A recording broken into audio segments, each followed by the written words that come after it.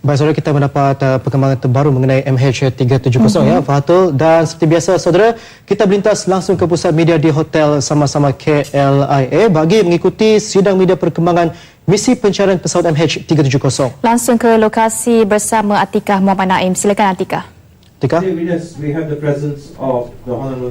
Baik Kamal dan juga Faratul, dengan seperti saudara, hari ke-14 sidang media misteri kelangan pesawat penerbangan MH370 biasanya akan dipengerusikan oleh pemangku Menteri Pengangkutan Datuk Seri Syamuddin Tun Hussein bersama dengan kira-kira 500 petugas media tempatan dan antarabangsa melibatkan 207 agensi secara keseluruhannya.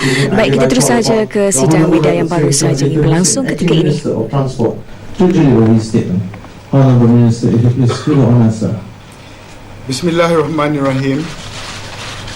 Malaysia continues to work out the diplomatic, technical and logistical challenges involved in the search for MH370. We are still awaiting information from the Australian search and rescue operation as to whether the objects shown in the satellite images released by Australia yesterday are indeed related to MH370. In the meantime, we are continuing search and rescue operations in the rest of the southern and northern corridors. I'll now give you a brief operational update as usual. Search efforts southwest of Perth continues, and the Australian authorities are intensifying their efforts in the area. AHMAS success is due to reach the vicinity of the objects tomorrow. China has deployed 5 ships and 3 ship-borne helicopters, which are currently heading towards the southern corridor. 3 Chinese aircrafts, 2 Illusion 1 IL-76s and 1 Shanxi Y-8 arrived in Malaysia at 1100 this morning. They will also be searching in the southern corridor. Japan is deploying its assets to Perth, including 2 P-3 Orions, to assist with the Australian search efforts. This morning, I've spoken with the Acting High Commissioner from the United Kingdom, who confirmed that the Prime Minister has spoken to the Prime Minister of the UK, and HMS Echo is already heading towards the southern Indian Ocean to support the search effort. He also confirmed that the UK will be providing us with a list of possible assets that can be deployed if needed. He also reaffirmed that in addition to the technical support provided so far, it stands ready to provide further specialist search and investigative assistance once more information about the fate of MH370 becomes known. I've also been in touch with the French delegation, which is led by the French ambassador to Malaysia and includes the men who led the investigation into Air France 447 crash. They have agreed to assist us with their considerable experience and expertise. I will also be speaking to the US Secretary of Defense at 21:15 tonight to request further specialist assets to help with the search and rescue efforts, including remotely operated vehicles for deep ocean salvage. The Kazakhstan authorities have assured us that they have not found any trace of MH370, and we are awaiting permission for Kazakhstan to be used as a staging point for search operations. On the police investigation, the Ukraine police have confirmed that the background checks on the Ukrainian passengers have come back clear. I would like to briefly discuss the processing of the Inmarsat data. The investigations team received the complete raw Inmarsat satellite data, which included the 6 handshakes at approximately 1500 on Wednesday, 12th of March. This type of data is not normally used in investigation of this sort. It is only because we have so little other information to go on in this difficult and unprecedented situation that the data is being used. Upon receiving the raw data, the Malaysian authorities immediately discussed with the US team how this information might be used. The US team and the investigations team then sent the data to the US, where further processing was needed before it could be used. Initial results were received on Thursday, the 13th of March at approximately 13:30. But it was agreed by the US team and the investigations team that further refinement was needed, so the data was again sent back to the US.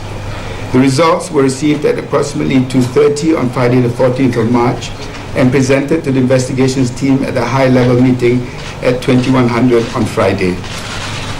The UK AAIB, who had also been processing this data independently, presented their results, which concurred with ours and those of the US team at that meeting. The Prime Minister was briefed on the satellite information at 8 a.m. Saturday the 15th of March and publicly announced it at the press conference at Saturday lunchtime. Search and rescue operations were immediately shifted to the northern and southern corridors. Last night in Kuala Lumpur, we held a briefing for the relatives of those on board MH370.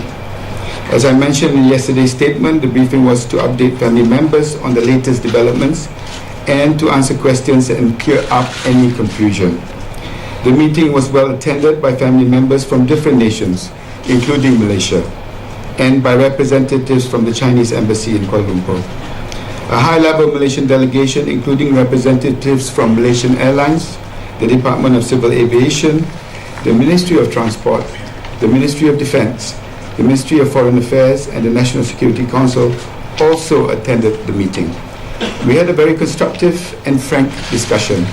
Although we answered most of the questions they raised, we could not answer them all. These briefings will continue at the family's convenience for as long as the families want them. The briefing brought the families and the Malaysian authorities closer together, not just in terms of sharing information, but also in terms of listening to the voice of the family members. The Prime Minister's Special Envoy to China will be coordinating the briefings in Kuala Lumpur from now on. The high-level team I announced yesterday arrived in Beijing last night. Today they met with family members for 3.5 hours. Ladies and gentlemen, this continues to be a multinational effort coordinated by Malaysia and involving dozens of countries from around the world. We continue to receive offers of assistance, including specialist assets that can help with the search and rescue. And we welcome all assistance as we continue to follow every credible lead. Thank you. Okay, ladies and gentlemen, the floor is now open for question and answer session. We'll start with the local media first. Please, sir. Perkenalkan diri daripada agensi. Assalamualaikum Menteri, saya Rafi dari RTM.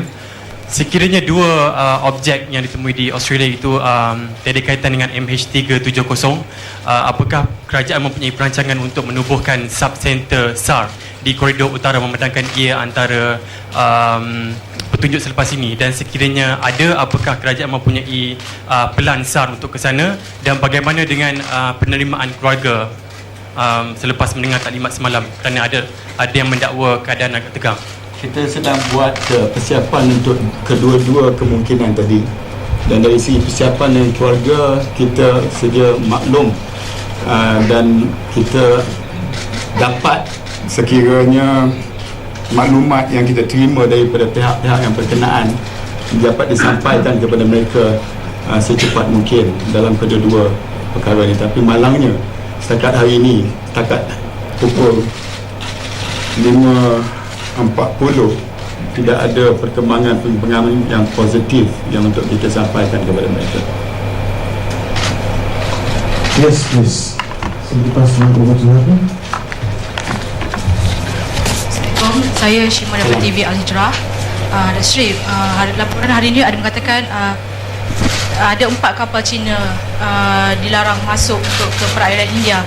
So macam mana Malaysia sebagai ketua operasi untuk menyalaraskan operasi mencari dan menyelamat ini supaya lebih berjalan lancar?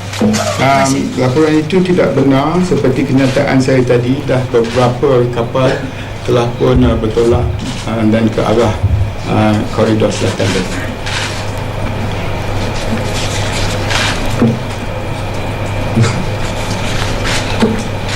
Yes, please. Assalamualaikum Dato' Sri, saya Hilman dari Bernama TV. Soalan saya, sekiranya petunjuk di Australia ini bukan jawapan kepada penemuan MH370, adakah terdapat petunjuk baru yang mungkin pihak Dr. Sri terima? Dan soalan kedua saya, berapa lama SAR ini akan dijalankan? Adakah selepas signal kotak hitam yang bertahan 30 hari, saya dimaklumkan bertahan 30 hari itu, selepas itu adakah ia akan ditamatkan, Dr. Sri? Tidak, sebenarnya kita akan teruskan dan masih lagi bersemangat untuk operasi mencari dan insya-Allah untuk menyelamat.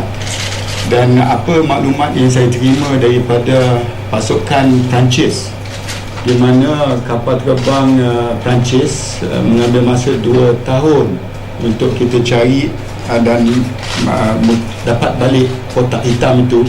Ada teknologi yang lain yang digunakan selepas 30 hari tempoh yang telah pun ditetapkan. Selamat petang Datuk Seri. Saya kadir daripada RTM. Saya ada 2 soalan untuk Datuk Seri. Soalan pertama apakah masalah yang bakal atau dihadapi oleh SAR tim kita yang menjalankan misi di koridor khususnya di koridor selatan yang melibatkan kawasan pencarian yang luas, dan seperti yang kita tahu penemuan 2 objek yang terbaru ni yang dipercayai serpihan daripada MH370 ni sedikit sebanyak menimbulkan persoalan, mengatakan objek tersebut telah dijumpai memandangkan gambar pada imej satelit tersebut bertarikh pada 16 Mac lepas. Dan satu lagi, seperti yang kita tahu, bekalan bateri bagi menghantar isyarat lokasi kotak hitam pesawat hanya boleh bertahan sehingga 30 hari.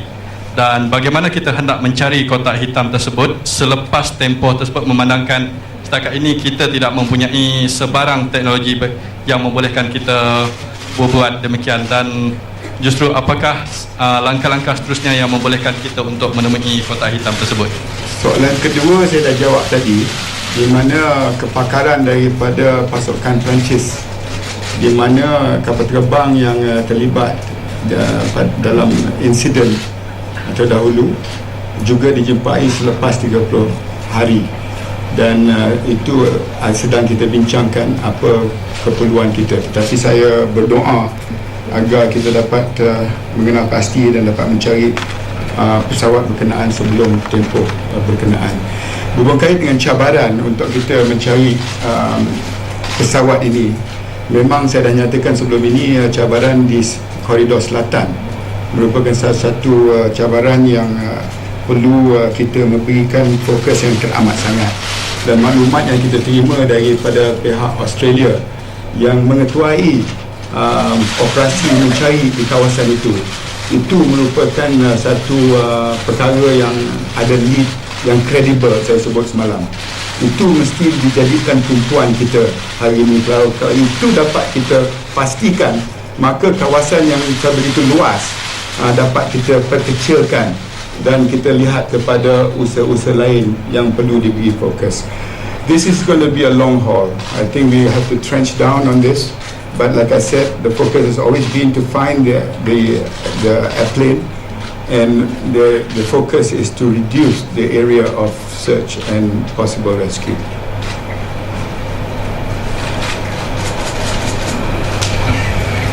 Datuk Sri, I'm Amirul from BFM Radio 89.9. My question is, you've mentioned there's a need for pinger locator hydrophones. Can you elaborate further on this item and how it can help in the search? That has got a direct, I have to be very careful here not to alarm the family members, but the pinger locator hydrophones relates to us locating the black box, and that was used by the French team. Very limited countries have got that capability, and I have been talking to leaders of those countries for the possibility of using or being given the chance or the opportunity to use them. Please. Again, please. Okay. Helmi dari Cosmo, Datuk Sri. Yes. Soalan saya, bagaimana dengan penelitian kepada imej satelit yang didapati di barat daya Perth tu, bila tarikh yang didapati, dan juga memandangkan ini adalah very credible leak. Mungkin ada tak maklumat-maklumat radar di kawasan lautan Hindi telah didapati berkenaan dengan objek yang ditemui tersebut? Dan satu lagi persoalannya kepada Mas ataupun DC, adakah pesawat Boeing kita dilengkapi dengan sistem yang dipanggil sebagai Boeing Interruptible Autopilot yang boleh menghalang sebarang tindakan hijack dari dalam secara manual, melainkan kalau benda ni berlaku hanya boleh dilakukan secara remote control oleh military? Sekian. Sebelum saya serah kepada Dato' Azhar, kepada kacamata saya sebagai seorang yang tidak dilatih, it looks as though the images were just a speck in the ocean. But I suppose there are experts out there who can differentiate one speck on the ocean from the others. I'm talking as a layman. But as far as the first question is concerned, diberitahu secara rasmi oleh pihak Australia yang mereka dalam imaging satellite yang mereka dapati ada mengenai perkara ataupun objek yang credible leak datangnya daripada pesawat tersebut, dan mereka terus menghantar kapal terbang P3 Orion untuk melihat untuk mencari objek tersebut, dan sehingga hari ini kita dapat dengan positif mencari objek tersebut, dan mestilah ada analisisnya sebelum mereka mengumumkan bahawa objek tersebut is a credible leak. saya nak mengesahkan daripada kenyataan saya tadi bahawa 4 pesawat telah pun kita deploy kepada 2,500 km daripada Perth, dan pesawat-pesawat ini merupakan pesawat yang paling sophisticated, dan itulah yang kita gunakan, tak termasuk maklumat-maklumat lain berhubung kait dengan the P8 Poseidon and also the merchant ship that has responded to the shipping broadcast issued by RCC Australia on Monday. Untuk soalan yang kedua, saya rasa soalan kedua mengenai autopilot ni apa?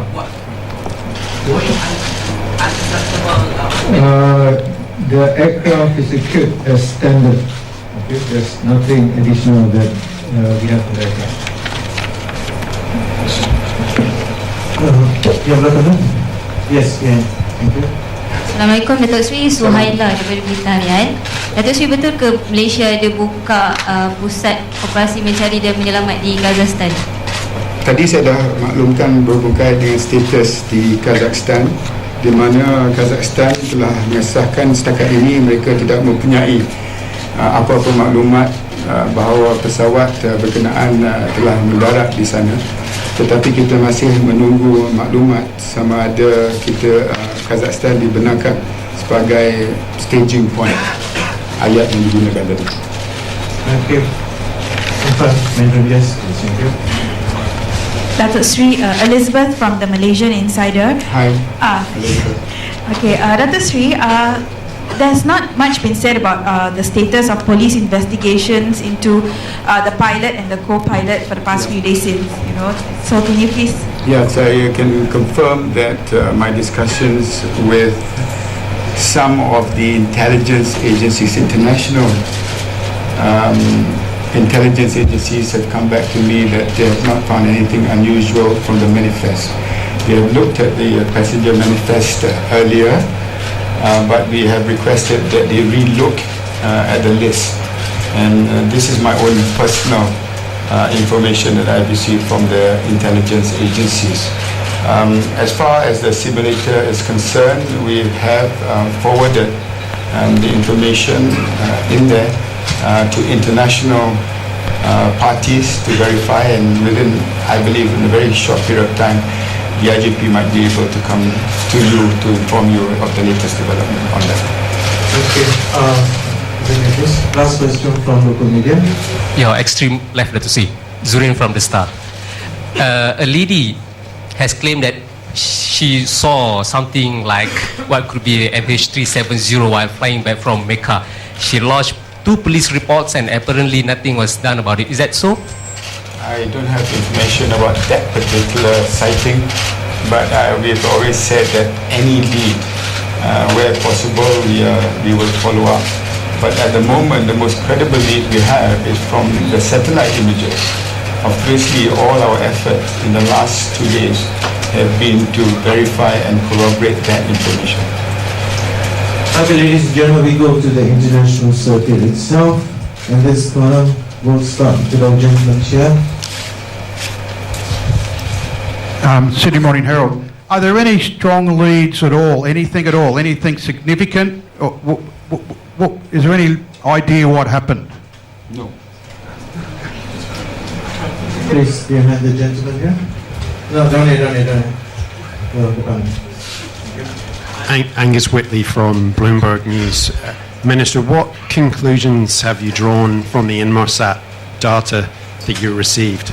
And also from your analysis of the cockpit voice transmissions and the crew and the passengers and the simulator, the flight simulator, are there any conclusions either way that you've drawn, or any evidence of a struggle or anyone speaking under duress in the cockpit? Your first question on Inmarsat, with the Inmarsat information we received on Wednesday, the 13th of, yes, we received the 13th of March on Wednesday. We collaborated with our investigating team from the US team, and in the end of the day, we analyze it and come up with the two corridors, the northern corridors and southern corridors. And from the what we have gathered from the communication with the pilot, ATC and pilot, we have not come to any conclusion, because we have to get more information from the aircraft itself. I don't want to go. It's very sensitive now to the next of kin, but we have to get the more evidence if we get the aircraft itself. That's what our main aim now is, to find the aircraft. Yes, please. Your question, please. Danny Lee, South China Morning Post newspaper. How much smaller are the chances of finding the wreckage in that spot off the west coast of Australia as every day goes past, given the fact that the currents in that region and the fact that the wreckage might have sunk? And when you talked about the Inmarsat data, what did you mean by it needed further refinement? Can you clarify? Let me just answer about the search.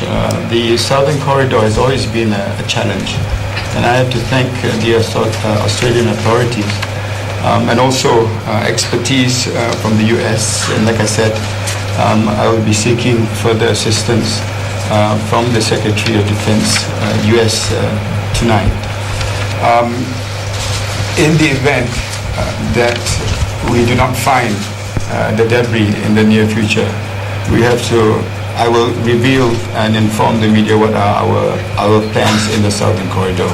But let me just stress that the most sophisticated planes, aircrafts, and vessels are heading in that direction. Some have actually even covered the area. You're talking about the P3 Orions. You're talking about the P8 Poseidon. There are only two in this world. And US has given us permission and have deployed that in that area. So yes, it is a challenge, but we are using every possible asset and equipment that is available to the world out there to locate the aircraft. Upon receiving the raw data, the Malaysian authorities immediately discussed this with the US team and how this information might be used. So the US team and the investigation team of Malaysia then sent the data to the US, where further processing was needed before it could be used. So the initial result came back to us on Thursday, 13 March at 1:30 in the afternoon, and it was agreed by the US team and the Malaysian team that further refinement need to be done. So the data again was sent to the US. It doesn't mean much, but what did it show you when you received it? Well, I don't want to go to details about it, but the end of the end details about it, we come up with the two corridors, the northern corridor and southern corridor. The Inmarsat also, Inmarsat data also was used by the Aircraft Accident Investigation Board of UK, and they also did analysis on it. When AIB came to Malaysia on Friday, the 14th of March, we compare the US team effort, Malaysian team effort with the AIB, and the end result of the analysis match each other. Okay, we go to the next question after this. Yes. Mike, would you someone pass the mic over, please? Thank you very much. Your question, please. Hello, gentlemen. You're live on Sky News in the UK just at the moment. Thank you for taking the time to talk to us. I wonder two things. Could we see the cargo list, please, at some stage? And also, there are reports that there are lithium-ion batteries that were in the cargo hold. Is that true? And given that they are notoriously unstable, could that have had an impact on the aircraft? The cargo manifest list is obviously with the investigation team. We carry some lithium-ion small batteries. They're not big batteries, but they are basically approved under the ICAO, what you call how we basically under dangerous goods. It's not dangerous goods per se, but in terms of they're not declared as dangerous goods under ICAO. So it's being packed or as recommended by ICAO. So we do check them several times, make sure the packing is right, and they are done in accordance to the ICAO guidelines. So airlines do this all the time. It's not just Malaysia Airlines. These goods are being flown by many airline cargo anyway. That's according to the ICAO. It's with the investigation team. We can check with them. Okay, we can check with them. Okay, we have a question from the gentleman on the list. Could someone pass the mic over to him, please? Thank you.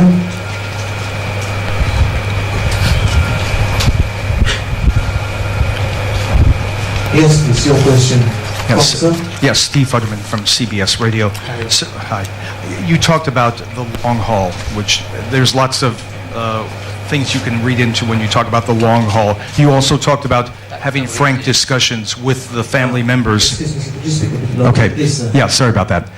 You talked about the long haul, how suggesting that this is going to be a very long ordeal, which you, I think, have suggested before. You also talked about having frank discussions with the family members. Now, I don't expect anyone to tell family members to give up hope. You would never do that. But at the same time, when you have frank discussions, do you present realistic odds, realistic scenarios to the family members, which obviously they may not want to hear? And how difficult is it for you to be frank with family members about the chances of their loved ones being alive today? It's very, very difficult, because the one question that they really want to know is the answer to which we do not have, which is where are their loved ones and where is the aeroplane? Yes, Mr. Gentleman behind there. I don't hear. No? Oh, okay. Yeah, thank you. Thank you. Questions here, and identify yourself, please, sir. Hi, thank you. My name is Yoshioka from NHK Japan. I have a question regarding the person who said the all right, good night. On Monday press conference, you said the initial investigation indicated it was the co-pilot. So my question is now, who do you think it was? Well, this is obviously this part of the investigation. Like I said, this is just the initial, when we listen to the initial recording, we suspect it was the co-pilot making the last call. You're not able to recognize the voice from the 53-years-old guy between, I think we've gone. I think it's with the investigation team, so let them actually investigate that fully. Okay, we proceed to the next question. Mandran, behind you, please. Thank you. Yesterday, I'm from China News Service.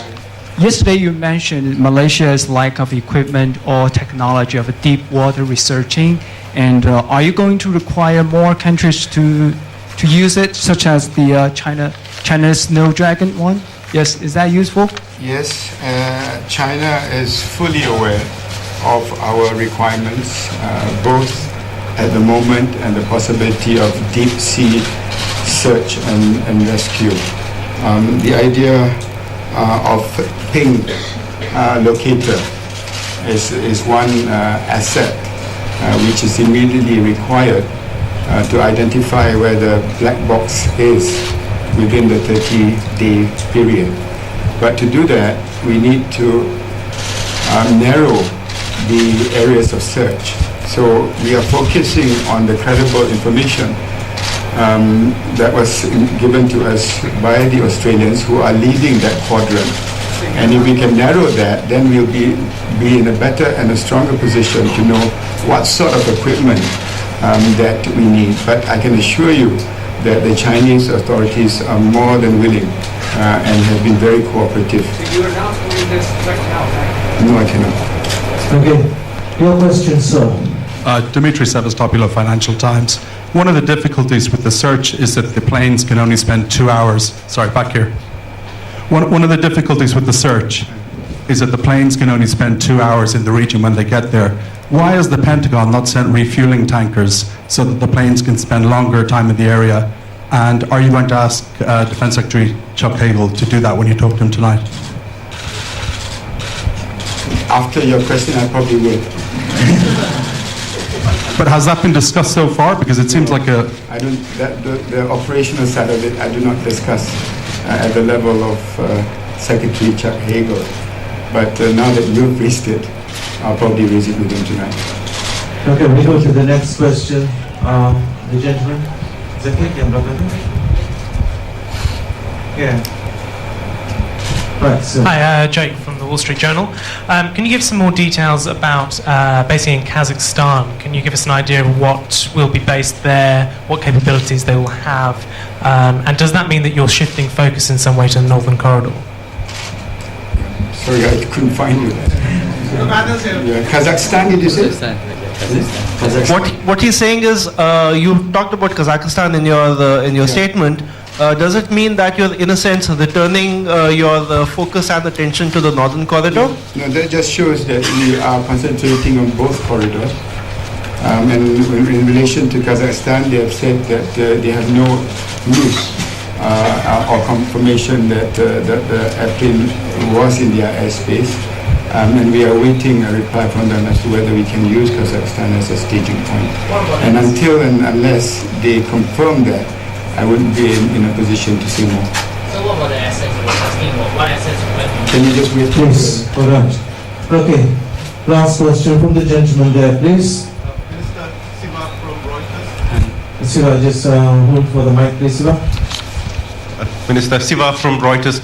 Two questions. There was a report that the pilot made a phone call from the cockpit just before the flight.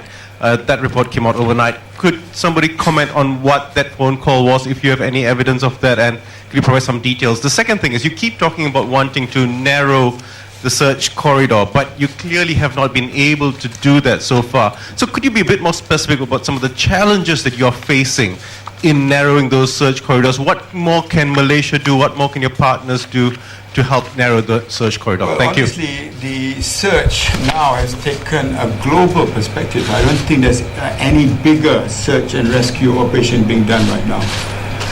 To have the US, the Chinese, the Japanese all working together with all the sophisticated equipment in Malaysia is only just a coordinating country, because it would be impossible to have such sophisticated equipment within our armory. But the fact that the support has been overwhelming, that is what I meant. But with the most sophisticated equipment out there in the world, and if we as a global community cannot narrow it, I don't know who else can. So basically now you've got the Poseidon, you've got the P3, satellite images that focus to some areas. That is what I meant by on the operational side, the narrowing of the corridor, especially the southern corridor, as you can see, raises its own challenges, and the depth of the sea, the weather and the waves. If we do not find it within the 30 days, it brings in other issues of how to locate, as the French airline had to take 2 years to find, and that comes into a different realm of search and rescue. The phone call, I think you have to answer. Well, as far as we're concerned, we are passing this information to the investigating authorities, and they will investigate also. Okay, ladies and gentlemen, see you tomorrow. Thank you. Okay, with that we conclude the session.